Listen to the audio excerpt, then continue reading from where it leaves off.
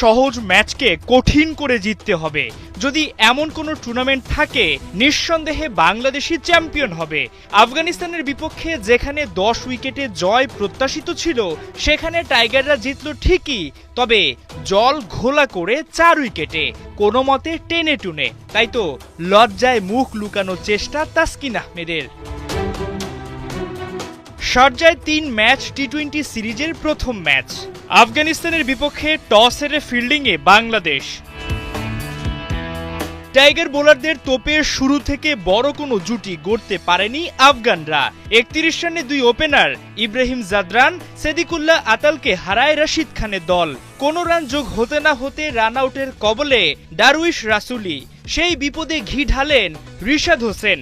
ব্যক্তিগত 1 রানে তুলে নেন মোহাম্মদ ইশাককে। আফগানদের টপ অর্ডার ভেঙে চুরমার। দলকে বিপদ থেকে উদ্ধারে আজমতুল্লাহ ওমরজাইয়ের সে কি চেষ্টা। রিশাদের ভেলকিতে 18 রানে থামেন আফগান অলরাউন্ডার। বড় সংগ্রহের আশা দেখাচ্ছিলেন রহমানুল্লাহ গুরবাজ, তবে তানজিম সাকিবের ফাঁদে 40 রানের বেশি করতে পারেননি তিনি। অল্প রানে আফগানদের আটকে দিবে টাইগাররা। সমর্থকদের এমন প্রত্যাশা পূরণ করতে পারেনি বাংলাদেশ। ভয়ঙ্কর হয়ে ওঠেন মোহাম্মদ নবী। 38 রানে আফগান অলরাউন্ডারকে শিকার করেন তাসকিন। তবে ততক্ষণে যা হবার হয়ে গেছে। নির্ধারিত ওভার শেষে 9 উইকেটে 151 রান আফগানিস্তানের বোর্ডে। জবাবে সাবধানী শুরু বাংলাদেশের। পাওয়ার প্লেটা কাটল বিনা উইকেটে।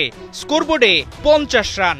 2-2বার জীবন পেয়ে 35 বলে 50 তুলে নিলেন পারভেজ ইমন। কিছুক্ষণ পর তানজিদ তামিমের ব্যাটেও 50। 10 ওভার শেষে বিনা উইকেটে 95 রান বাংলাদেশের অ্যাকাউন্টে। দলীয় 109 রানে পথ হারায় তানজিদ তামিমরা। 54 করে থামেন ইমন। স্কোরবোর্ডে 1 রান যোগ হতেই দ্বিতীয় উইকেটের পতন টাইগারদের।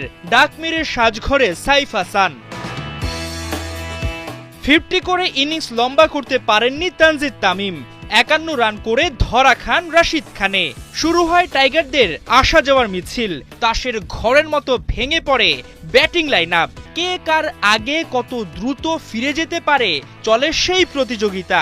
মাত্র 9 রানের ব্যবধানে 6 উইকেট নাই বাংলাদেশের। অল্পতেই আত্মতুষ্টি যেন কাল হয়ে দাঁড়ায় টাইগারদের জন্য। মুহূর্তের মধ্যেই রিকোয়ার রান রেট ছুঁয়ে যায় আকাশে। যদিও শেষ পর্যন্ত ম্যাচটা হারেনি বাংলাদেশ। নুরুল হাসান সোহানের অপরাজিত 13 বলে 23 আর রিশাদের 9 বলে 9 রানে 4 উইকেটে জয় তুলে নেয় বাংলাদেশ।